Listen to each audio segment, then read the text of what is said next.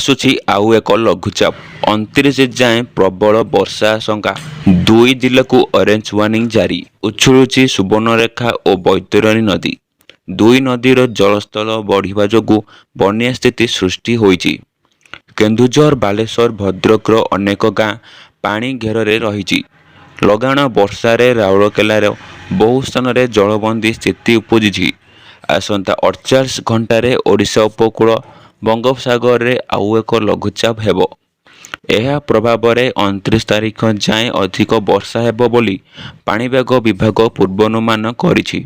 ଲଗାଣ ବର୍ଷାରେ 49 ନମ୍ବର ଜାତୀୟ ରାଜପଥ କାଞ୍ଜିପାଣି ଘାଟିରେ ଭୂସ୍ଖଳନ ହୋଇଛି।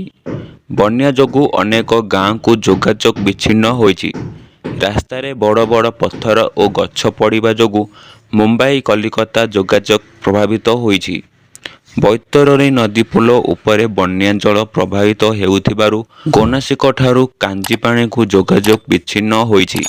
ବୈତରଣୀ ଓ ଶାଖାନଦୀ କାଚିଲାରେ ବନ୍ୟା ଯୋଗୁଁ ଭଦ୍ରକର 10 ପଞ୍ଚାୟତ ବାହ୍ୟ ଜଗତରୁ ବିଚ୍ଛିନ୍ନ ହୋଇଛି। ବ୍ରାହ୍ମଣୀ ନଦୀ ଜଳସ୍ତର ବଢ଼ିଥିବାରୁ ଅଁରା ବ୍ରାହ୍ମଣୀ ନାକପୋଲ ଉପରେ 7 ଫୁଟର ବନ୍ୟା ଜଳ ପ୍ରବାହିତ ହେଉଛି।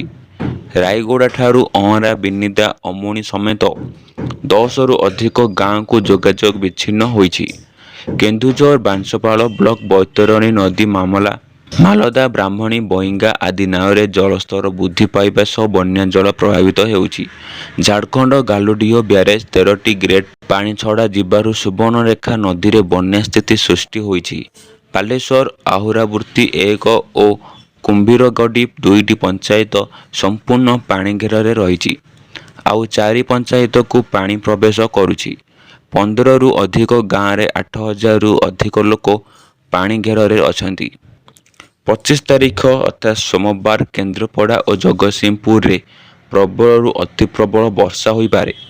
ଏହି 2 ଜିଲ୍ଲା ପାଇଁ ପାଣିପାଗ ବିଭାଗ ଅରେଞ୍ଜ ୱାର୍ଣ୍ଣିଂ ଜାରି କରିଛି।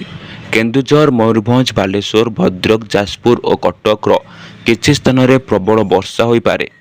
26 ତାରିଖରେ କନ୍ଧମାଳ ଓ ଗଜପତିରେ ପ୍ରବଳରୁ ଅତି ପ୍ରବଳ ବର୍ଷା ଆଶଙ୍କା ଥିବାରୁ ଅରେଞ୍ଜ ୱାର୍ଣ୍ଣିଂ ଜାରି ହୋଇଛି। ଗଞ୍ଜାମ, ରାୟଗଡ଼ା, ନବରଙ୍ଗପୁର, କଳାହାଣ୍ଡି, ମୟୂରଭଞ୍ଜ ଓ କେନ୍ଦୁଝରରେ ଭାରୀ ବର୍ଷା ଆଶଙ୍କା ଅଛି।